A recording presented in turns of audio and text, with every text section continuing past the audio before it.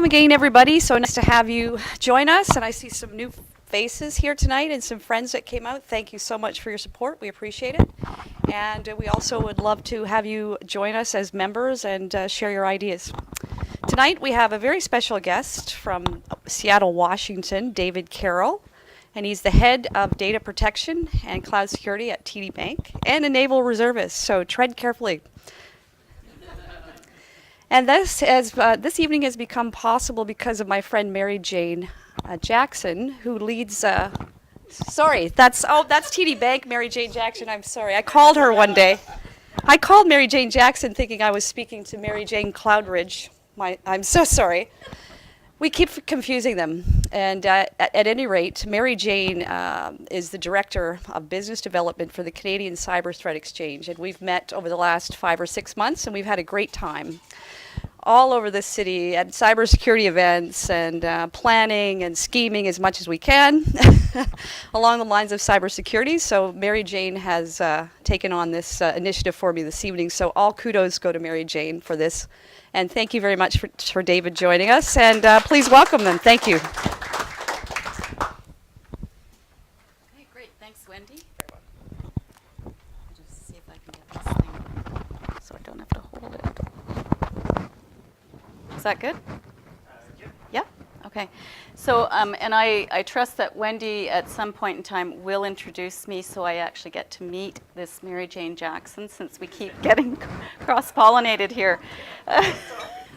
I used to work at IBM, and I often got confused with Mary Jane Jackson there as well, which was interesting, so because I worked in the banking unit. So thank you for having us. Both David and I are delighted to be here with you because, well, one is the way this got curated was I came to your last meeting, and many of you were very generous in providing feedback on what you wanted from something on, the topic on data and security.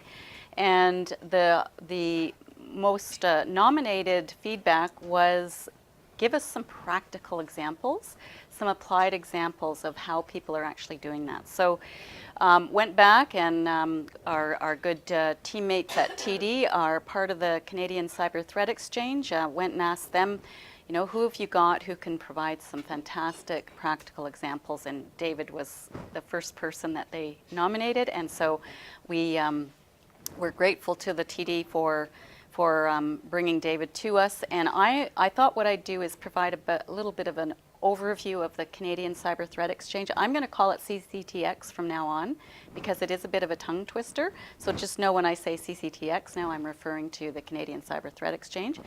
And I'll go through a quick overview of about 10 minutes just to give the backdrop of we are a data exchange and a data provider for cybersecurity, and all the banks leverage us. So I thought it was important to provide that backdrop as well for cybersecurity, and then David will take it over from there. So I'm not going to cover off, I call it the, isn't it awful charts or slides where we go and talk about how awful cybersecurity is. Everybody knows we've got a problem, right? And you'd have to be living under a rock to not know that there's severe problems, and it's growing.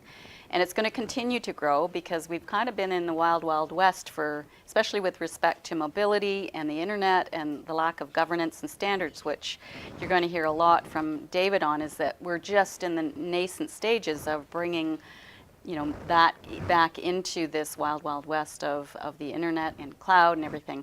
So as a result, the bad guys are having a heyday. And actually, I just thought I'd share some new stats. A new report just came out on Canadian data by the Ponemon Institute and Accenture just this past week.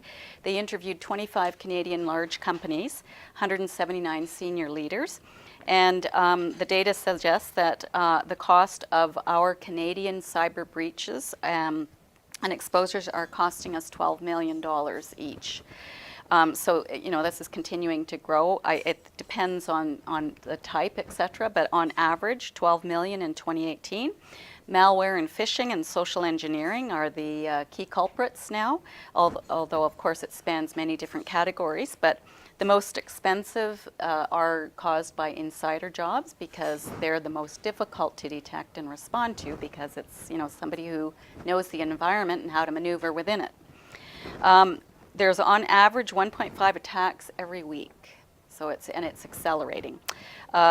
Business disruption is costing about 4 million of the 12 million on average, and information loss is 5 million. So the information loss is key.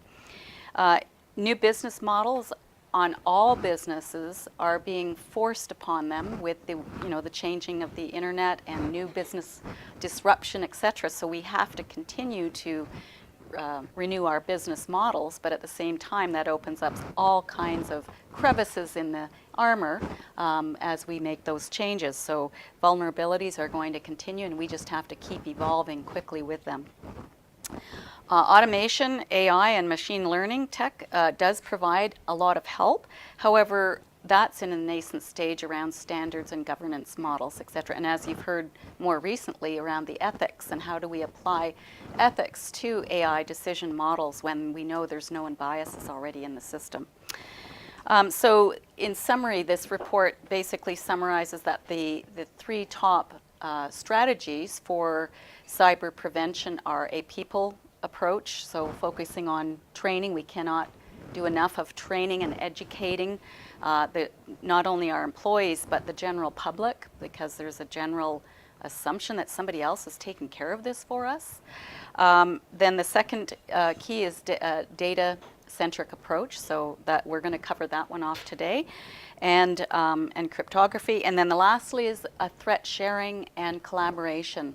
So for helping to reduce costs, which that's the piece that the CCTX covers. So we're going to cover two of the top three in the strategy. So move to the next slide then.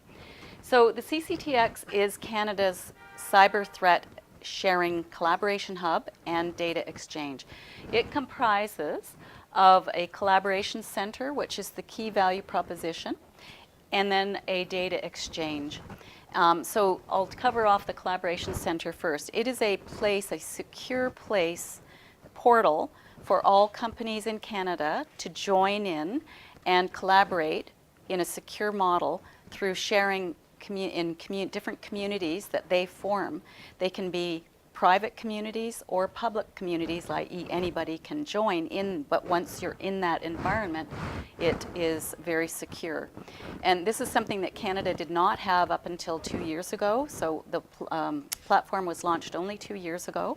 We now have near 80 companies involved in this, and it's growing very rapidly now. We launched pricing for small and medium enterprises in January, so we've opened up the floodgates now. So all of the banks, Sun Life, Manulife, Deloitte, BlackBerry, RSA Canada, Bell, TELUS, we've got a large proportion of the larger accounts in the economy underway now. We're actually just now going to do an evaluation on what those members represent from our GDP economy. We're going to set a goal and target to try to get as much as we can involved. The reason for that is, and why we're extending it out to SMBs, small and medium enterprises, is the importance of supply chain, because the bank, the banks can be, for example, they can be the most robust, moated, organization, but when they're dealing with third-party consulting organizations or, the air conditioning maintenance company, et cetera, all those relationships offer an open back door. So that's why we're trying to now reach and include small and medium enterprises who serve as a huge economy in Canada, not only that, but are also, they need to be part of this sharing organization. So the small guys can get the benefit of what the big guys are now sharing as one, entirety. And then we have the data exchange, which is really core data. So we have, it's in the sticks and taxi format, which is the governance and standards model for now threat intel as a data model, and APIs. And all data is anonymized, and it comes in, we have the data coming in from the federal government into our platform, and then we're combining it with our own. So it's a unique blend of private and public data for Canada, contributing to a mix, and the analysis that comes out of that is often different than what people would have on their own. And essentially too, we have a cybersecurity skills challenge. the world has this challenge. It's not just in Canada. And this is one way that we can help leverage and share really smart skills, resources, and best practices so that we can leverage our skill base across more people and through sharing. So those are the two key components, and we'll move to the next slide. And I'm just going to dive a little bit deeper into the collaboration center. That was the top circle in the previous slide. So what we offer, because of the way they've set up the platform and the way they've got the data organized, is that they can have communities of trust, which are, I call them, they can be pop-up communities or long-term communities, where if a particular problem exists, a particular threat, and it's hitting a specific industry, people in that industry alone can handpick who they invite to that trusted community, who they can share sensitive data and collaborate and discuss and get to end of job together in a smaller maybe or a confined community, because they don't want to share the sensitive information with everyone. Then there's the communities of interest, which are open to anyone on the platform. And that's by invitation. Anybody can join. You just sign up. And that would be one, for example, one of the telcos. Telcos is managing one on ransomware. So anybody in our community now can join that ransomware, get the latest and greatest blog, and bring and contribute and take out of that community of interest. And so all the data basically is organized around those two structures.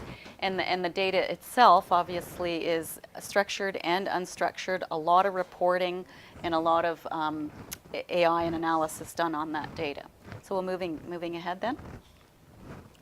So this is one example of the sort of the portal, just a screen scrape of an old view of the portal. So you can see at the bottom here in the fine print, you probably can't see it from back at the back of the room, but there's a quick submission button and a cyber submission. So there's a short, quick one for something that needs to be communicated very quickly but without a lot of data. And then there's a longer version of submissions where reports or a lot more data can be shared amongst the community. There's also a little ticky box.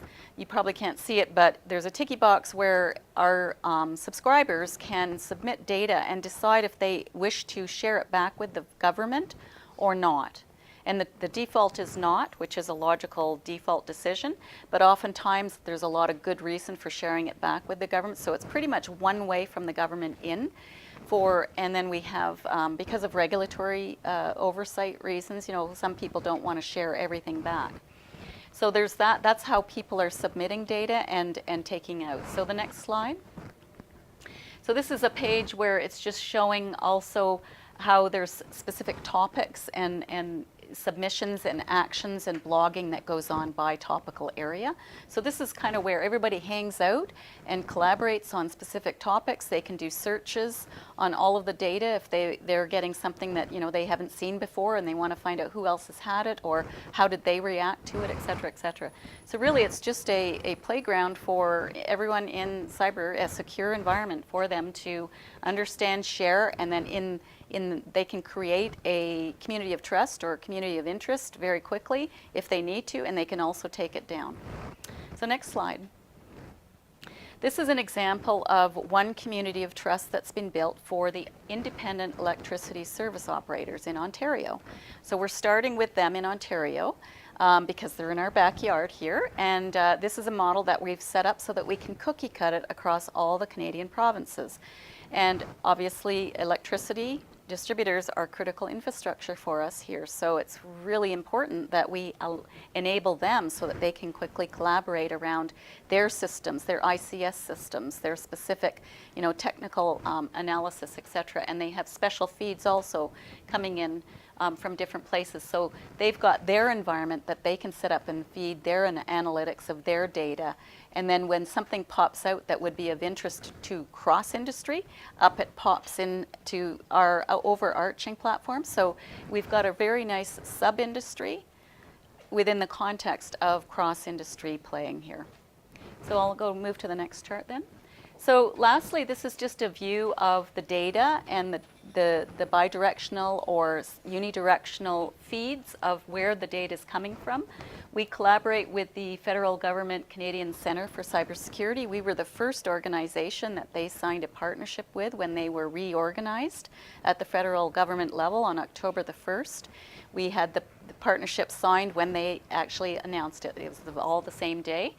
And then we also collaborate with the RCMP, and we're working with the police service forces as well, given that they all have cybercrime units as well. And so we have special sharing agreements, because not everything can be shared, but where it deems right and the members agree, that's where we're coordinating.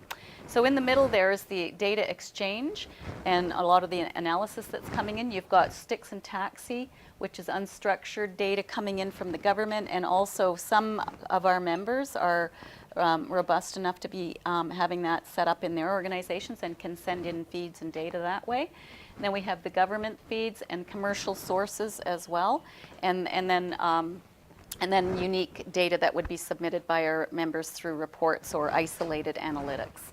It kind of goes into this mix pot, and then out comes it comes out to our trends. So we send daily alerts to our subscribers, anywhere from 6 to 10 emails a day on specific highlighted or prioritized alerts, things to be aware of, as well as a summary report daily, summary report weekly, and a summary report monthly. And there's various grades of membership that receive those levels of reports.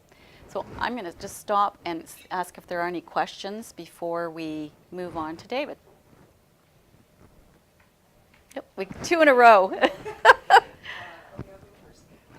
your network, do you have healthcare, biotechnology companies? Great question. We are just, because we're 2 years old, so we're just slowly evolving. So we've gone after specific industries in an organized fashion. We are just heading into healthcare. Haven't got to biomedical yet, but that's obviously part of the strategy. So we're just working now to finalize special pricing for hospitals. We are just finalizing special pricing for universities because they're so integrated into cybersecurity, healthcare, et cetera, et cetera. So we're sort of doing a blend on those two right now. But we will get to biomedical. Right. There's an entire center at Mars that is full of startup companies. Yep. Within 5 to 10 years from now, some of those companies are going to be big companies. They're currently collecting data, mostly in collaboration with the hospitals and the institutes around. So there will be a need for this shortly. I mean, I'm actually not sure if there are any reports regarding security of that type of data, for that type of data from these companies. Because I'm sure there are attacks, and I'm sure information gets lost or leaked or whatever. So. And actually, they could even join now today, because we do have small and medium enterprise pricing for, as a general category. Yeah, so if we could talk afterwards and maybe get those two linked. And I spent the last 4 years after leaving IBM, I spent the last 4 years in the cybersecurity startup industry in US and Canada here, so I'm very familiar with Mars, worked with them and other incubators, et cetera. So, and I do see that as an opportunity. We just have to, pick our plays as, based on priority of risk at that that's hitting. And question at the back. Yeah, my question was really about the international community that's out there, and are you depending on the Canadian government federal level to provide that interface? Thank you for that, because I just realized I missed a whole piece on that. Thank you. So the unique part of the CCTX is that we are boiling the data, I'll call it. So we're analyzing the data from a Canadian context for what's impacting Canada. However, we have a global view of data. So we're getting data and sharing and collaboration from many different points. So we're not working in isolation, but what we're doing is trying to reduce the noise level down to things that we need to care about in Canada. Because if you look at what's going on in the globe, it's like it's way too much for, there's only maybe X% that we need to worry about that's actually hitting Canada. So, but it is within the context. So if we see something that's coming in Asia, and it moves over to Europe and we're expecting it to hit Canada, we are definitely aware of it, and we keep that information readily available. And we have a SOC, Security Operations Center ourselves, and that in itself is essentially the combined data of private and public they're vetting that data on a daily basis, and we are getting feedback from some of the banks that it's actually helping, because they don't, before we existed, basically everyone's doing the same vetting over and over and over again, right? So we're trying to be helping by being efficient on that and not having to do repeatable. So some of them have said that that helps them set their priorities on first level, and then they can go deeper on certain things. So I hope that answers your question. Yes, so we are not isolated. We are definitely linked in. And in fact, my boss he's been in this industry for years. He's worked in Washington on behalf of Canada, and he's connected with Five Eyes and, the organization that connects us with United States, UK, Australia, New Zealand. He's connected. He has many countries now asking to look at our model, so, and because they like the model of a cross sector as well. So we're very connected. Yeah. Any other questions? Oh. How big are you now? What is your workforce size? Our workforce is, the actual CCTX is only 4 people, but we have a huge delivery organization actually delivering the platform, which is outsourced. Yeah. Okay. Without further ado, then I'm going to pass the baton to David, who's going to actually give you the real practical example of TD Bank.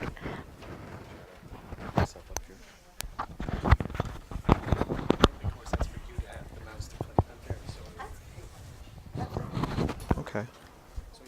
Is this on? It is on right now, Okay. so we can probably hear you saying that. Okay, good. See it, just click right there whenever you need to, and it will go to the next slide. So right now, click, and we'll go to your first slide. Great. Perfect. All right. Good evening, everybody. Thank you for having me. I was asked when I walked in, are you having a good day? And I am a Navy guy, and so I take a key from the SEALs, which is the only easy day was yesterday, especially if you're in security in a bank. And so it's always humorous. I am from Washington, D.C., although the funny story there is for the last few years before I joined TD, I was at Microsoft, so I called it the Washington Exchange Program. Literally, my wife called it that. She's like, I was in Seattle two weeks out of the month, and she's like, you're just on the Washington Exchange Program.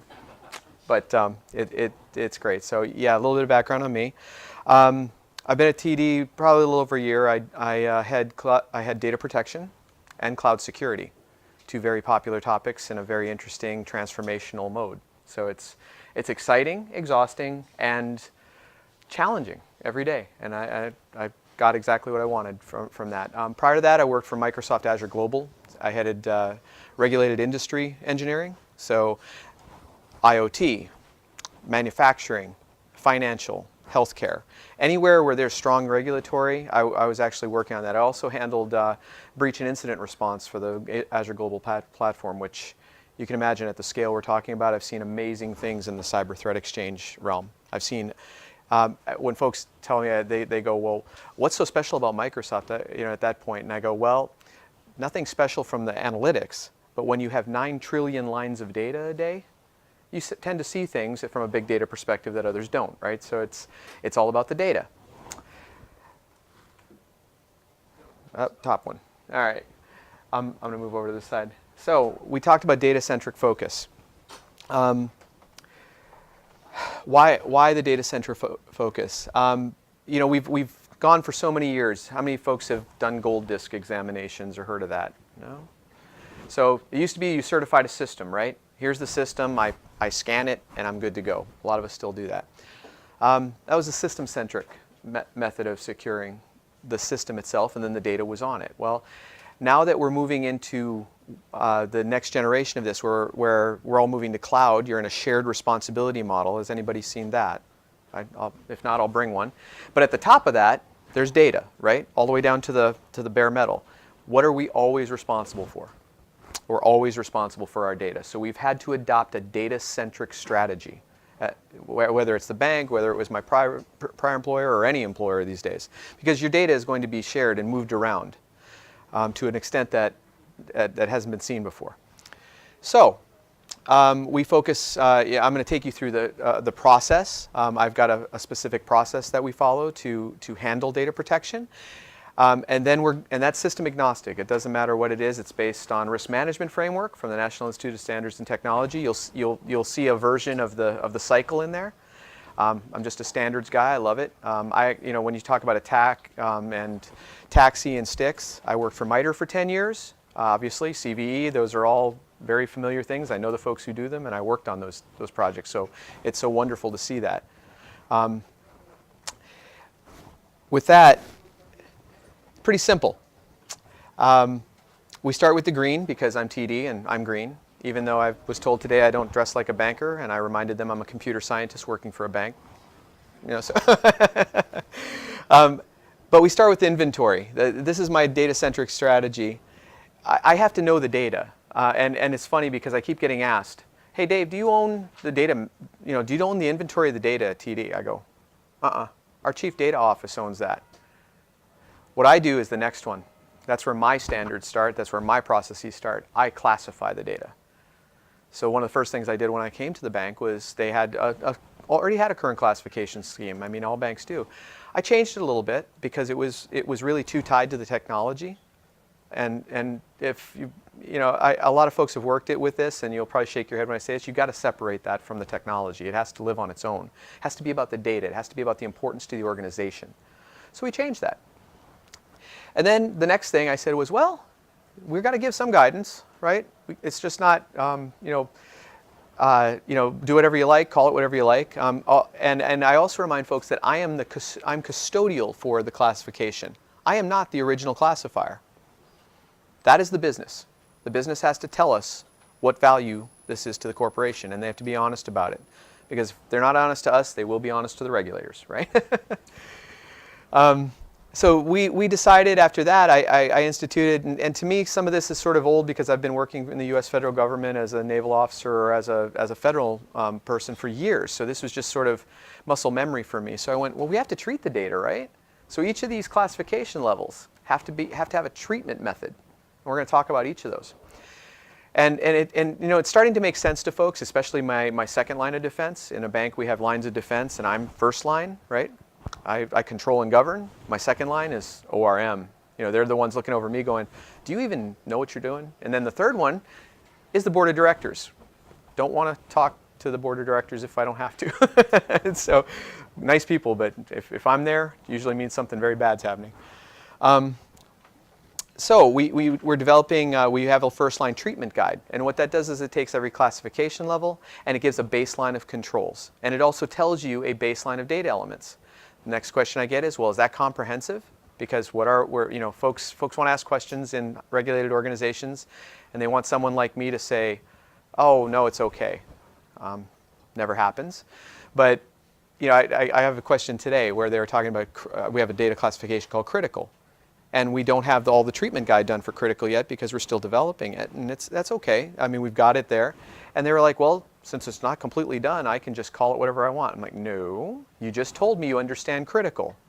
Thank you. You just invited me in. Now, now you're self-assessed now. So it's just, having this constant dialogue is part of the job. I've had to train my team that they're going to get these questions constantly. It's part of control and governance. And then governance. After it happens, if right now, I think TD probably over we have petabytes of information, right? I heard a statistic the other day from one of the chief data office folks when I was in a class with them, and they said we have probably over 50% of the Canadian population in our databases. That's an ominous statement, right? I went, huh? Like wow, and I have no reason to challenge that, but that kind of gave me a different perspective. I went, I have to figure out how to govern. I've got a governance. We've got all kinds of governance. But data-centric governance is something I'm pivoting toward. Like once you tell me what your controls are, how do I know that on a continual basis? Because the data is moving around and it's being transformed. I'm going to show you some of that. It kind of reset my thinking on how to develop a more enhanced and actually agile governance platform. And so I'm working on that right now. Right now it's very, like any transformational organization, it's very paper chase, very check the box oriented. It's going to have to be much faster than that. Does anybody know that TD actually, we acquired an AI company last year, Layer 6? Yeah, so we have a machine learning and AI company sitting under the hood now. That's very interesting. I dig it. I love it. But I mean, it's just a daily. You've got to take the data out here. They were a startup, so they're like, just give me your data, I'll handle it. And they're like, we can do this in days. I go, we're a bank. Okay. And again, it's that tension between the innovation and actually coming from my former employer, knowing a lot about AI, knowing a lot about ML, seeing massive amounts of that and advancements. I really want to see us succeed at that, and we will. But I think that's the challenge of the position too, which is you got to figure out how to do it in a really strong governing way. Honestly, it challenges me every day, and I find it's like peeling an onion. You just see different things every day. But I love it. So that's the cycle. You could kind of, if you go look up RMF, you can kind of see it under the hood here. My cloud cycle looks pretty much the same, and that's just defensible. So inventory, we got to know where it is. Data centers, the cloud, the mobile devices, employee workstations. This is every day. First thing I'm asking is, where is it? All the time. Where is it? Where's it going? Where does it, and then that's what we're talking about in this session, right? At rest, in transit, in use. That's going to be the fun one to talk about. Know its value, how it will affect the organization. That's the classification I'm asking for. And folks just say, well, I think it's this. I said, well, no. You have to kind of give me a risk statement that says, here's what, and that could be something as simple as, I think this would cause moderate damage to the corporation. It would, or it could be, it's going to impact share price or impact trading. I mean, those are different statements, and we have to get fidelity, and so sometimes we have to tease that out in the team. And if you don't know what you have, how can you protect it, right? So, I think the second bullet's really important. How do you know what's important? Sensitivity and impact. This kind of gets back. I'm actually going to kind of go backwards a little bit later in the year and introduce a system classification as well, because what I'm finding is I've got this data, but it's on this system that we use to do public work all day. So you don't inherit. You've got to resolve that. You can't inherit one or the other. You've got to protect them both at the level they're supposed to be protected at. So a mobile platform for banking and PII information, natural collision, right? And so, I've been looking at it and going, the easiest thing for me to do is start actually going back and classifying systems. So I have a low, moderate, and high system, and then I have the data classifications that can go into those systems. And then it becomes a little bit of a tug of war as you rationalize that to figure out which one takes precedence and when. Okay? Not all data is created equal. And please ask questions, hit me along the way. So data treatment. When data is at rest, I'm going to talk about each of these in a little bit more detail. I'm going to give you some examples of technologies that, yes? Sorry, just going to your previous talk about the system classification and data Yeah. classification. I'm just curious, what wins out? If you have a system that's very Right. I don't know which. So if I have data that's not PII and it's just transactional and but it's on a trading system. Generally, you'll tip toward the system, right? Because the system is endemic to the, and sometimes I have PII information, but it's sitting on a mobile device. Then the data takes precedence. There's no hard and fast answer. You have to take the two, put them against each other, and see what happens. Okay, thank you. It is art and science at the same time, and I love it.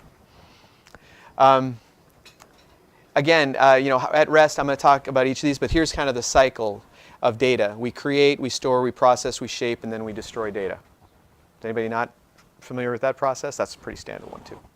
I'm going to talk about each of those. I am going to talk about technologies too and some innovations that I'm working on but I don't want that to be I'm advocating for technology. These are just things I was asked as a practitioner, what do we use? I'm going to tell you. How do you keep data from being intercepted, from leaving organizations? Some of the examples are virtual private networks, data loss prevention. And what do you do when it's no longer needed? Honestly, I think it's fascinating that a lot of folks, data seems to exist forever in a lot of organizations. And I saw probably the greater part of all the global significant financial institutions when I was at my prior job. And I saw a lot of big companies, right?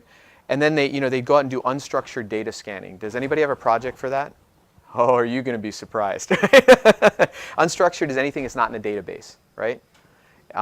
Email, OneDrive, SharePoint, Confluent, whatever you've got. It's amazing once you realize, you're like, where in the heck, why do we have data in a new technology that's from 1995? It hasn't been relevant in 24 years. What are we doing?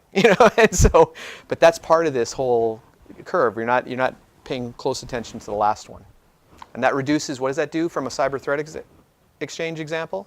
It reduces your attack surface, right? If I'm a bad guy and I'm coming after you, the more of that latent data you set out there, the more information I can gather, even if it is old. I can still go use it. I can create fraud. I can do things that you may not expect. And again, you must maintain positive control of your data throughout its whole life cycle. This is a change for a lot of folks on the business side. It's something I get, each of our business units at TD, I end up talking to the CIOs pretty regularly about, are you in control? When you ask me for, we have a metric, most banks do, which is toxic combinations, right? Somebody who has escalated privilege and also is a data owner, right? They can bypass DLP, data loss prevention, and they have administrative access. That's a toxic combination, right? Those are the ones that I'm really looking at when a CIO is just like, yeah, you can have that. You can have removable media too. Why not? Let's do it all. I'm like, do you understand what you just checked off on? And it is a big surprise, and it's not on them to. They're business folks. They're running trading or wealth or whatever. I understand. So, but then if you'd walk them through this process, they really kind of go, wow, I didn't understand. And again, I love it. There's a teacher inside of me. I love that aha moment when they figure it out. Yes, sir. Do you look at it from a perspective of confidentiality, integrity, and accessibility, or is it just compromisable stuff? No, I do. And you're going to see a little bit of flavor in there. Those are more base. They're the underpinnings of this. So if you go into principles, those are principles. I'm a little lower in the stack now, but yes. And in fact, our standards, you're setting me up well. Our standard came back, and I looked at it, and I went, I have to approve this. Why don't you put it into CIA so that not only can I read it, because I do this for a living, but maybe somebody who's an auditor could read it and base it on the higher precept, right? So yes. All right. You got to think about it holistically. This kind of gets to a little bit of your question. You got to have a strategy. Every organization has a data strategy now. They have a chief data officer. They have all this. It's very important because, again, it goes back to the cycle. You have to know where things are. And not only that, but it becomes a differentiator these days, right? If you are able, that's why we have machine learning. You want to learn new things about the data. You want to do different things with the data that are unexpected. And that feeds the artificial intelligence. That feeds those higher level functions. So you go from strategy. You think about it holistically. You design data security into the procedures. I'm putting myself into the SDLC. I'm putting myself into the very early stages. In my process, I have a consultancy phase. Bring me in early. Let me, I just was on a call the other day where they said, hey, we want to use this third-party data. We want to do this. We want to do that. And it was interesting because just that little bit of steering can make that project more effective. Because they're not coming later and having to check off the boxes saying, here's how I didn't protect this. I'm getting in ahead of time and going, think of it this way. And then all of a sudden you see that control plane reduce. It's very important. And then maintain oversight of this life cycle. And again, I keep telling folks, the life cycle itself is actually the chief data office. Here's another interesting point. I was in a meeting the other day, and our folks who do threat and vulnerability risk assessment for a bank, they get it up into the Archer, GRC and all that, and they prove where the data is. They called that classification. Business disaster recovery, right? What's important? And they had 3 levels. And I went, but don't call it classification because it's not about the data, it's about recovery, right? So we had to have this collegial argument about that for a while.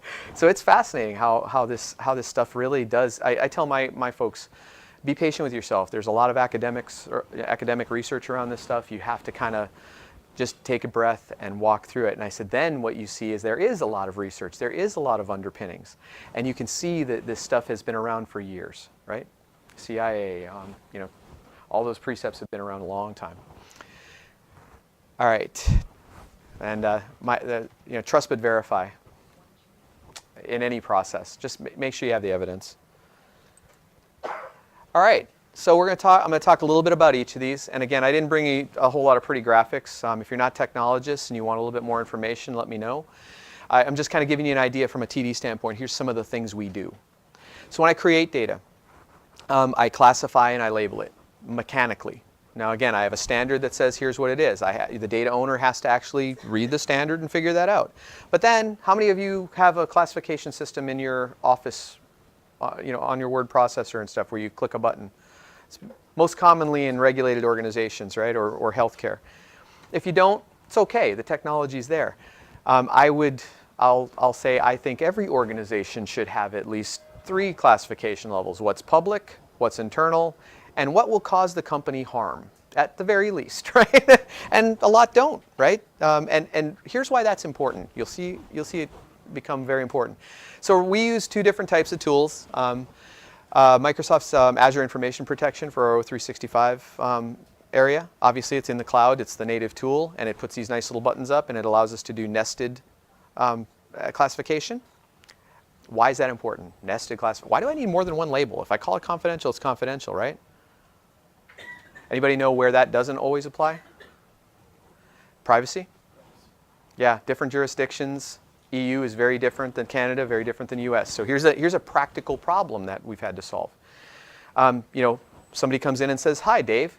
We want to make all data that is UK or EU privacy. We want that all to be restricted." Well, it's in the same databases as the US data, so you automatically break 300 US systems to the four UK systems. So you look at that and I go, well, no, we've solved this. There are things called overlays. So let's picture you have an attribute called age. In the US, that's not a privacy attribute. In the EU, it is. So what we do is we say, if it is an EU system and you are doing this, we tell the project team you have to apply the control of restricted, but the rest, that's one of those where it doesn't actually elevate it to the system level, right? It doesn't automatically say that whole system becomes restricted, because that would break a lot of things in the bank. And that's normal. Anybody, like on the government side, they have classification labels: top secret, SCI, secret compartmentalized information. You were just talking about Five Eyes. That's actually a classification label. I've used it. Yeah. REL, secret REL, non-REL, NATO, Cosmic, all that wonderful stuff that they make us go through hours and hours of training every single day. Yeah. So, but that's all out there, and that's what this is, right? You have to understand it. So the 2 technologies, AIP is very flexible for the cloud. We do have some very specific fiduciary responsibilities in some of our divisions that require a little bit different tool that's tied tighter to the actual governance. So we use a tool called Titus for that. They're 2 of the market leaders. They're great tools.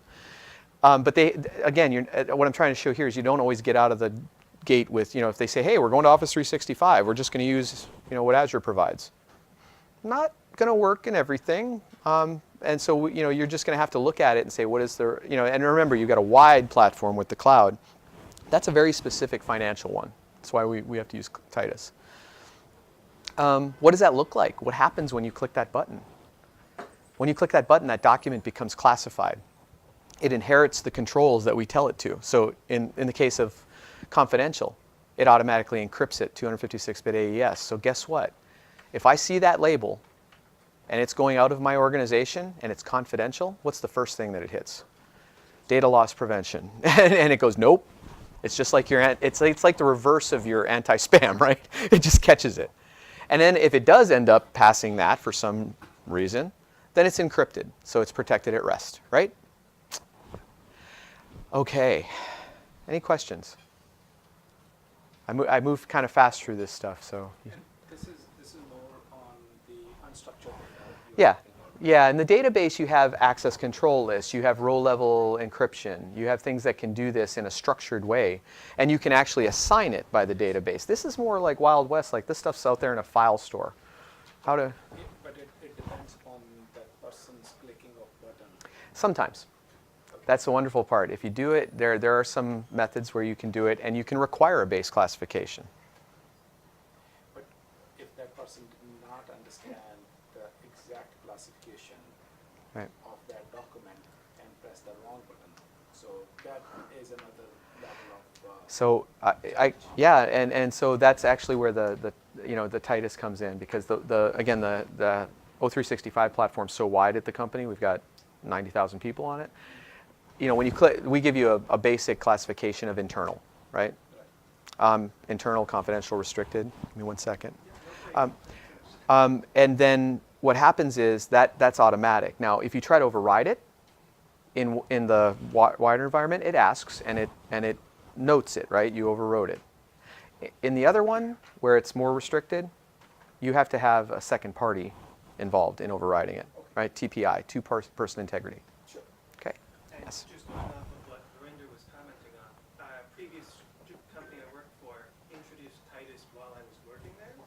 And what ended up happening was if you were sending emails, if you were saving files, it automatically said you have to assign something to this file. It has to be a level of security or what have you. The only issue I would see with something like that is older files didn't have that. Yeah, you have to go back and do a. You'd have to do a huge sweep of it, but also they had a ton of older files, which is the other problem you're talking about. And that's interesting, because when you combine this with other technologies, you can do things like dirty word searching, and I'm not using a provocative term. It just means there's something in there that says, this is a trading account. It looks for those parameters, right? Our DLP looks for it and works with these tools. So it says, I think you're trying to send this out. I really think that's restricted. You really should go and ask somebody. So it's a fairly advanced method. It's massive scale. It's challenging to govern. If you look at the reports are amazing, but they're also a lot. So. Can I ask you something? Yes, ma'am. So this critical data, which is, say, confidential, Mm-hmm. top level, say, government mail going between presidents and secretaries of state and top. Sure. level, right? So it gets to the person. Now, after that, can that person say it reaches the Secretary of State from the president? Can the Secretary of State then send it forward despite the encryption and the confidentiality built in? That's a no. By law, well, in my other life, by law. But you have to be read into it. And also, that's a notion of embargo, right? So if I send it to you, if it's that important at that level, there are tools that do that say, I can send it to you, you can only read it between these hours, and then the cryptographic keys go away. So you don't have access to it. That's called embargo. But and that's technologically how you do it. But there's a whole procedure around releasability, and that goes with the classification guide. All that's in your standards, or it should be. For classified material, they Yes. have their own. Yes, and they have different levels, right? There's some, you can say, like confidential, you can send to the greater company. You can say, and I'm using the commercial terms now. When you go to restricted, that's restricted to either the project or the business need, and it's controlled by the C-level in that organization, or by someone of competent authority that says this is who you can send that to. Even in emails also, if you select a different level of sensitivity on the email, you cannot forward that email Yep. forward. Yep. So, there are- yeah, and I think the best place I've ever seen that is in, I worked with MITRE. We had a lot of scientific research going on with various universities, and they would send out grant requests. Your healthcare, you know where I'm going with this. They can only be done between these hours, and you have to, it has to be this person that answers, and all this. And they had these wonderful tools that would, and this was years ago. I've seen some of the most advanced tools, but they're very, very, they're hard at scale, and and the policies are very tenuous to try to write. So it's gotten a lot better, but still. We had sorry, this was years ago, so I'm not giving away secrets. I used to work for SIGITS and the Research Institute. Right. And at one point it put an absolute no to anything leaving the institute. So if you wanted to send a manuscript over next door for review, you basically had to carry it across the University Avenue. Yeah. Which is probably worse than Yeah. by a car and all those. Yeah, kind of worse. It was awful because it prevented actual communication. Yeah. It caught any scientific word, it said no to, sending an email out. You're right. They got rid of that within 5 So- days because I think everybody complained. But So that would be a part, and I've actually been working on impact analysis, because you have to, the data is only as good as I mean, if you have, again, you've got one or two problems. You're either spending $50,000 to protect $5 worth of data because of the classification. Here's a great story. I was in an organization, and they were like, we can't read the security log event data. But they were sending it out to Shadow IT. They're trying to figure out these URLs, these strings to see where their company was connecting to. Can't read it. Why? They go, we have to tokenize it because our policy says so. I go, what? They go, I said, is it customer data? No. The people you're sending it to are your security service provider, right? They're bonded, and you pay them to analyze it, and you're encrypting it. Or tokenizing it. It's reversible, but still it's encrypted. And I puzzled over that for a few minutes, and then I went, that's just an arbitrary use of policy at that point. And that's where this impact level has always hit me, is you got to figure out if it's worth it to do it. And that's timeliness, that's system importance, and it's also context, right? All right.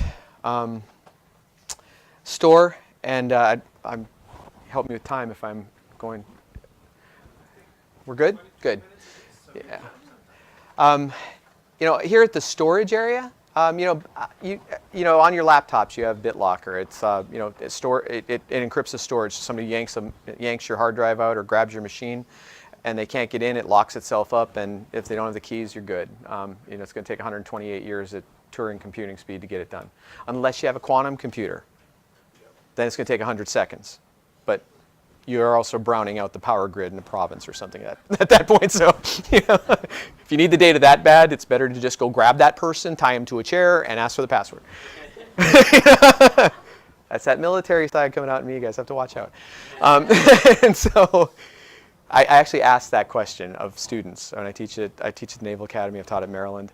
I always get this great answer. It's like the first question I ask when I do this type of thing. I go, you need this data from the CEO's admin, and you have $50,000 and access to elite nation state hackers. What do you do? And I get these crazy great answers, right? I have these JSON files. I go after this. I do that. And then I get one guy who always goes, I got $50,000. I'm going to spend $49.99 on a white panel van, $2.99 on some tape. And I always love that one. I always bring that person up and I go, sometimes more isn't better. It's just more, And so again, data scanning. Some of the tools we use: semantic data at rest, Veracrypt. There's a litany of them. Those are just some of them. Again, I was asked to say, here's some of the things we use because you guys wanted to hear from a practitioner. Data at rest scanning. So to do that, you have to get to a baseline. Do you know how much data you have in your organization? Again, you're going to be surprised when you find out. I would say it's on the most organizations, most financial organizations, it's on the realm of 10 to 20 petabytes at least. So at current speeds, so you go and you look at that. You go, hey, security engineering, tell me how long it's going to take with our current infrastructure we spend a lot of money on to get that baseline. And then when they tell you and your CISO that it's going to take a year to just get to the baseline, you got two choices. You can either increase computing speed, and then you look at it and you go, is the scan worth $22 million? Or, can I work my way through this with a mitigation, right? It's generally the latter.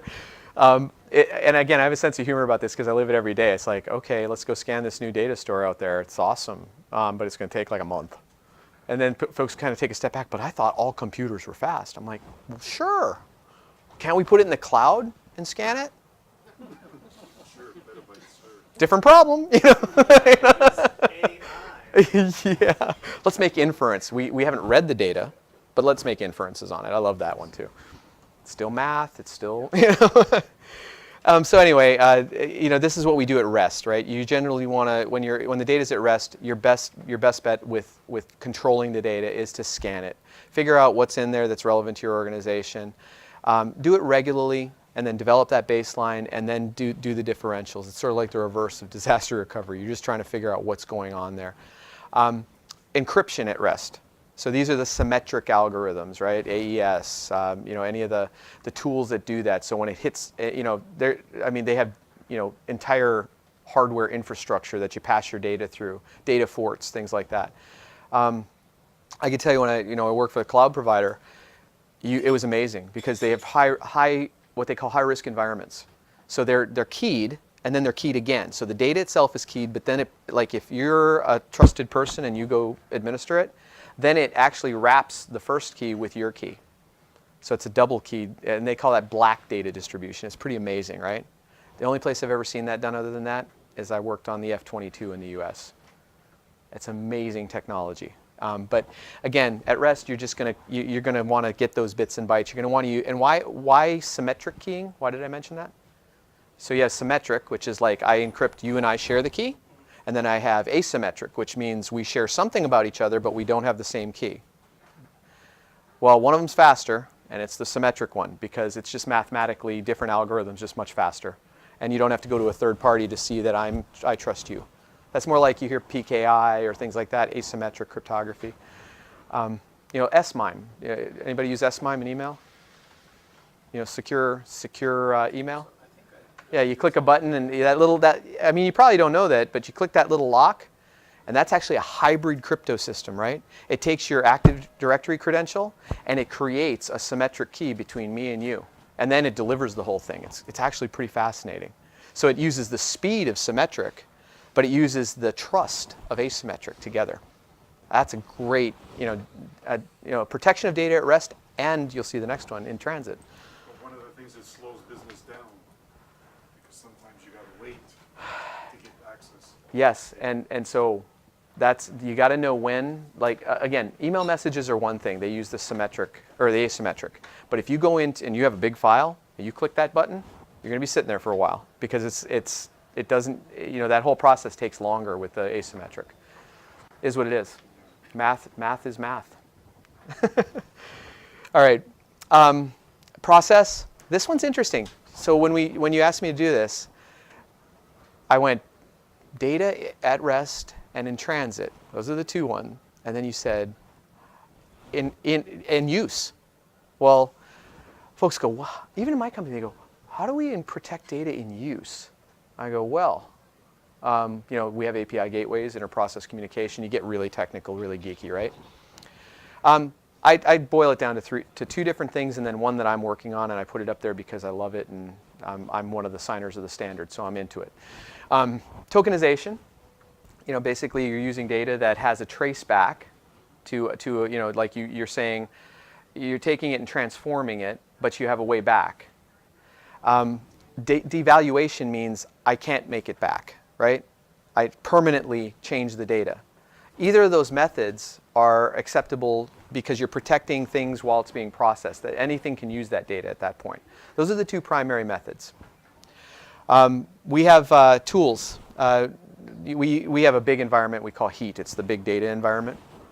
And above that, when someone says, hey, I want to take this out to the cloud so I can do hyperscale, I can put a bunch of machines on it and do these AI models. We go, that's great, but you have to devalue or tokenize the data first, and it depends on the data. Some of it we need trace back to because you got to bring it back into the company and do something good with it. Some of it's just, I just want to get I want to do operations on it, and it's not going to need to come back. I just need to get an indicator. That's devaluation. So we have a Cora and a Muta. Those are the two tools that we use. They're you can look them up, but Muta is more of like, how do I access the data? A Cora is more of how do I transform the data? Make sense? We could spend hours on these technologies. The last one is cool. Anybody know what homomorphic encryption is? It is the ability to do operations, computing operations on data while it's encrypted and never decrypted. Fascinating, huh?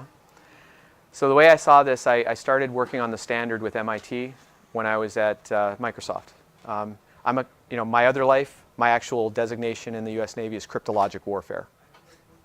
So, big math geek, like to break stuff. And so that was what I was trained in, right? So I looked at it and I went, ooh, that'd be fun to break. Let's go make a bunch of people, a bunch of these academic folks that don't operate things really mad. I haven't found a way yet. But also, it's like any nascent technology. It's a little slow right now.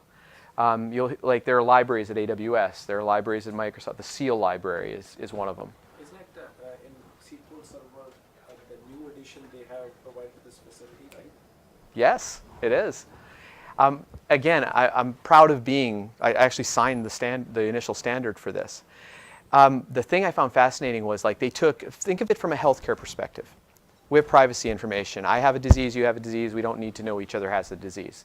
But what happens if I can take the data of 10 million of us who have the disease and not worry about the privacy because it's never going to be decrypted? I can get indicators on that data that I don't expect. They did this in a demonstration between, I think it was Carnegie Mellon, MIT, and might have been Rensselaer or one of the others, the evil triad of academics there. Sorry, if you graduated from any of those, that's cool. I'm a Marylander, I'm a practical guy. They came up with this interesting study. They took plant DNA, and they said if we encrypt all this plant DNA, and we want to get an indicator of when the plant is going to flower, they got within 7 seconds, and they never decrypted the data. That's truly, it gives me goosebumps. That's truly amazing, right? So how do you protect it if you can't use it if it's encrypted? It doesn't. Break the protection? No, because you're getting indicators from the data. You're not ever exposing the data. Right now, though, the problem is you can only do very basic math. I mean, you're going to need a quantum computer to get to big, but the stuff that they're doing are very simple operations. But it's really interesting. So if you have a big data set and you just want to do something simple like reconcile books in a bank, simple math, plus minus, right? Yes. So just seeing if I actually can grasp this. They take this plant DNA, they encrypt it, and Yeah. they still get information out of it, but there's... I don't need to know anything about the plants, and you're never going to expose it. I just know when I get an indicator, here's when it's going to flower. So is the gist of it just that you can learn information about the plants as a whole, but you don't learn anything about a specific plant, ergo, for like the healthcare aspect, you can learn something about Yeah. a disease. Right now, that's the use case. You've got it. You've got it. Right now, that is the classic use case, but that's the major MLAI use case, right? The reason you're doing this is to try to learn something more. The impediment is the sharing. So this kills the sharing problem, right? I put it in data at rest or in process because I'm sorry, data at rest was the last one. I put it in process because this is an innovation. Watch it. Does it require a specialized AI ML machine? No, it's literally a library. It's a cryptographic library. It's a kind of like if you're writing in C, right? It will be a header file, Yeah. some sort of, which will the machine will interpret that and do the processing and give it to the final result. So to speak. Takes a lot of math coprocessors right now. I was thinking about your DNA example, and that's actually my background. And I mean, the thing about DNA is that it's unique. So Yeah. eventually you're going to have to look at the one individual thing, right? Of You course, have yeah. these things that- I mean, this works for big genomic studies. Yeah. But eventually you're going to have to Yeah, they if you didn't- find that one, you have to be able to look at it. Yeah, and in this case, there wasn't a need for a trending indicator, right? It was just basically, I just want to know. And so I just think I mean, right when you think, well, there's no other way to do this, I love those absolutes and everything, right? I love it when I hear, well, you cannot defend this. Sure you can. You just have to think a little asymmetrically sometimes. Will this hold for quantum? It'll actually be enhanced by quantum because you'll be able to do much. Again, that's one of the folks I worked with. My prior job, we were in London, and he's a quantum guy, right? Okay, and he was talking about this, and it just the simplicity that they can get to talking about it. Bouncing things through the fabric and absolute zero, and then you go into the quantum lab, and you see the hydrogen tanks that are as big as this room. It's fascinating stuff, but it is outside. I mean, the simple operations are all they can do right now until they get to a non-Turing computer. All right, sharing. This one's fairly straightforward, right? We all share data. HTTPS. You open up a VPN to get in. You're protecting data in transit. This is probably the most. And then semantic DLP sharing that's like I said. That's sort of like the fishnet, right? We don't want to let it get out. Right? Destroy. Physical destruction of media, secure deletion. This is something that I'm surprised not a lot of organizations, in my experience, actually pay a whole lot of attention to. There are standards for it, and there are ways to do it, and those usually require mechanical means at the end of the day at some point. There's logical means, but to get down to the brass tacks, to the point when I was at MS, they actually shred, like they take a disc out. I don't know if you've ever been to one of those tours, but they shred every single one of them. And then people go, well, what happens then? I go, well, they send it back because they build Xbox and they just make it into something else. I mean, it's just raw materials then. But you see these huge shred bins with nothing, because every time they take it out, they're like, I don't even want to bother with this. I'm just going to shred the whole thing. I think the issue in the destruction is basically fine ownership, and second, the complexity of the rules. Because sometimes when they start looking, okay, you can delete this more than 15, but only for this part, because this part we still need it for analysis, and this part. That's a good point. Am I FinServ? Am I the only FinServ person? There's a few others. Yeah. Journaling. Oh. Love it, hate it, right? It's great for evidence, really sucks for this. Because you're like, I get told how long I have to keep data. I get told what data I have to keep. It makes this really complex. But you've seen the whole cycle. And you've seen some of the technologies, and I've kind of stretched you out a little bit on the one technology because I dig it. Go out on the site, look up homomorphic encryption. You've got a bunch of us goofballs standing there in Boston, after 4 days of beating each other senseless academically. You know how that goes. But that's one of those leading indicators that I'd watch for. When quantum, this type of encryption, these are the things next generation that are going to solve a lot of these problems. And with that, any questions?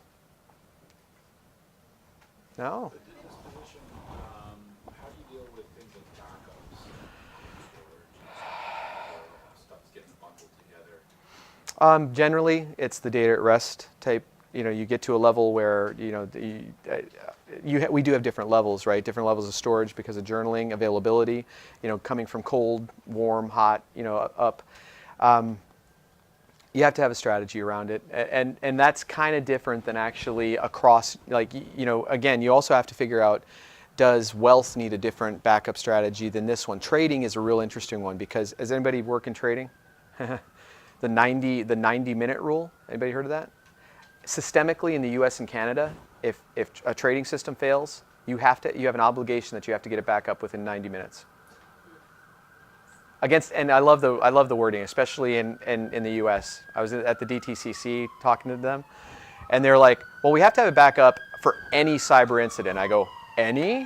I'm like, "Does anybody see what just happened to some hackers out in the Middle East?" Yeah, it kind of crossed over into kinetic, so they got bombed. I said, so there are cyber events that are not, a cyber event to me, and on my other side of life, is I can use an F-18 Growler to basically blank out the electromagnetic spectrum for an entire country. That's a cyber event. You're not going to recover from that one. Trading really doesn't matter when you can't turn the lights on, right? Yeah, you get fined. Even though you got bigger problems at that point, right? Or EM Pulse, right? I'm like, nothing's going to run. You're not going to be able to send me an email and find me. You're in reconstruction mode immediately. We're all down, right?